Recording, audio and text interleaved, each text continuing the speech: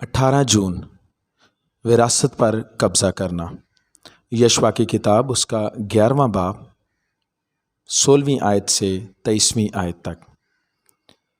یشوع کی کتاب اس کا 11واں باب اور اس کی 23ویں آیت کا مطالعہ کرنے سے ہمیں اس بات کا بخوبی اندازہ ہوتا ہے کہ جیسا خداوند نے موسیٰ سے کہا تھا اس کے مطابق یشوع نے سارے ملک کو لے لیا، اور یشوع نے اسے اسرائیلیوں کو ان کے قبیلوں کی تقسیم کے موافق میراث کے طور پر دے دیا، اور ملک کو جنگ سے فراغت ملی۔ اس آیت میں سب سے اہم لفظ میراث ہے۔ یشوع نے وہ سرزمین اسرائیلیوں کو میراث کے طور پر دے دی۔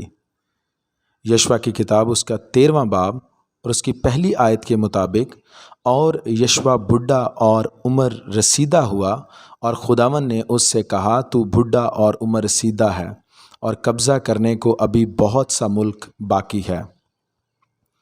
اگر اس آیت کو یشوع کی کتاب کے 11ویں باب کی روشنی میں دیکھا جائے تو یہ اس کے برعکس ہے۔ خداوند نے ساری زمین اسرائیلیوں کو دے دی، لیکن اب یہ ان کی ذمہ داری تھی کہ اس سرزمین کو اپنے قبضے میں رکھتے۔ یشوع کی کتاب اس کا پہلا باب اور اس کی 3 آیت کے مطابق ان سے وعدہ کیا گیا تھا کہ جس جس جگہ تمہارے پاؤں کا تلوا ٹکے اس کو جیسا میں نے موسیٰ سے کہا میں نے تم کو دیا ہے۔ اب ہم اس بات کا علم رکھتے ہیں کہ خداوند خدا نے اسرائیلیوں کو وہ سرزمین میراث میں دے دی۔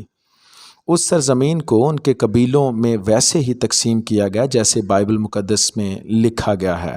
بہرحال ہر قبیلے کو اس سرزمین سے فائدہ حاصل کرنے اور اس سے لطف اندوز ہونے کے لیے اس پر قابض ہونا تھا۔ مسیح یسوع میں ہماری میراث بھی کچھ اس قسم کی ہے، پس اس کو انفرادی طور پر حاصل کیا جانا چاہیے۔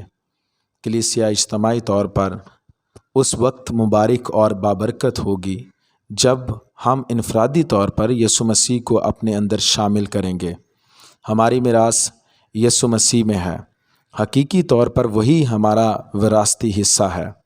اس بات کو ایک بہت خوبصورت وضاحت کے طور پر جانا جاتا ہے جس کا ذکر 2 سموئیل اس کا 3 باب اور اس کی 18ویں آیت میں بیان کیا گیا ہے۔ پس اب ایسا کر لو۔ اس کی مزید وضاحت کے لیے دیکھیے کلسیوں کا خط اس کا 3 باب اس کی پہلی آیت سے 3 آیت تک۔ اور اگر فرزند ہیں تو وارث بھی ہیں، یعنی خدا کے وارث اور مسیح کے ہم میراث، بشرط یہ کہ ہم اس کے ساتھ دکھ اٹھائیں تاکہ اس کے ساتھ جلال بھی پائیں۔